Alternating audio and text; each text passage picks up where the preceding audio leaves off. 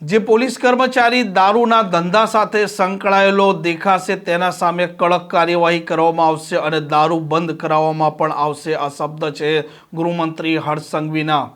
વૈષ્ણવજન તો તેને કહીએ જે પીડ પરાઈ જાનાને રે।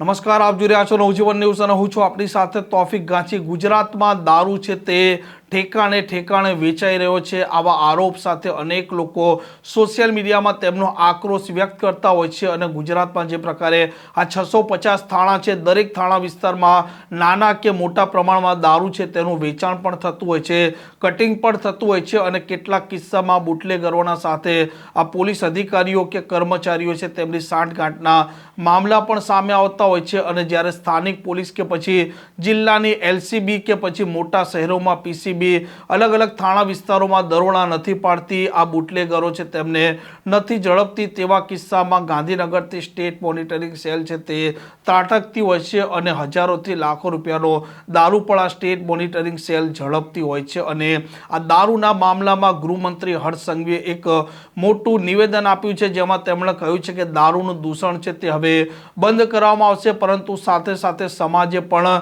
જાગૃતિ લાવવી પડશે, આ સામાજિક મુદ્દો પણ બનાવવો પડશે અને જે પોલીસ કર્મચારીઓ આ દારૂના ધંધામાં સંકળાયેલા સામે આવ્યા છે તેમના વિરુદ્ધમાં પણ કાર્યવાહી થઈ છે અને તેમના વિરુદ્ધમાં હવે કાર્યવાહી પણ કરવામાં આવશે। આ પ્રશ્નમાં આપણે બે વસ્તુ જરૂરથી કરવી જોઈએ। એક તો પોલીસ તો દરરોજ પકડે જ છે અને પોલીસમાં જે ફૂટેલું હોય છે એની ઉપર અમે લોકો કડક એક્શન લઈએ છીએ અને અનેક લોકોને સસ્પેન્ડ કરીએ। બેસી જાઓ તમે, સાંભળો। એની જોડે જોડે સામાજિક બી આ લડાઈ એટલી જ મોટી છે।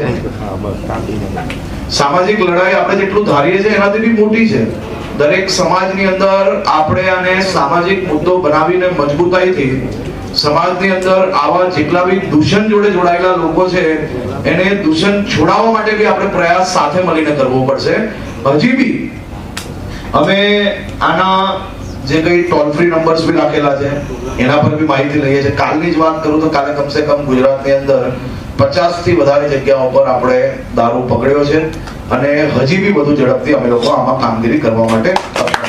આમ ગુજરાતમાં જે પ્રકારે દારૂનું અલગ અલગ થાણા વિસ્તારોમાં વેચાણ થતું હોય છે, પોલીસ કેટલાક કિસ્સામાં બુટલેગરોને છાવરતી હોય છે, કેટલાક કિસ્સામાં આ જિલ્લાની LCB છે તેમને પણ આ ધંધાની માહિતી હોય છે, પરંતુ તે પણ દરોડા નથી પાડતી અને મોટા શહેરોમાં આ થાણા વિસ્તાર કે PCB પણ દરોડા નથી પાડતી અને ત્યારબાદ સ્ટેટ મોનિટરિંગ સેલ દરોડા પાડે છે અને કેટલાક કિસ્સામાં પોલીસ અધિકારીઓની સંડોવણીના મામલા પણ સામે આવી ચૂક્યા છે અને આ મામલે હવે ગૃહમંત્રીએ સ્પષ્ટતા કરી દીધી છે કે દારૂનો ધંધો પણ બંધ થશે અને પોલીસવાળાની જો સંડોવણી હશે તો તેમના વિરુદ્ધમાં પણ કાર્યવાહી થશે। આ પ્રકારના સમાચાર માટે, પ્રકારની ક્રાઇમ સ્ટોરી માટે નવજીવન ન્યૂઝની આ ચેનલ સાથે જોડાયેલા રહો। નમસ્કાર।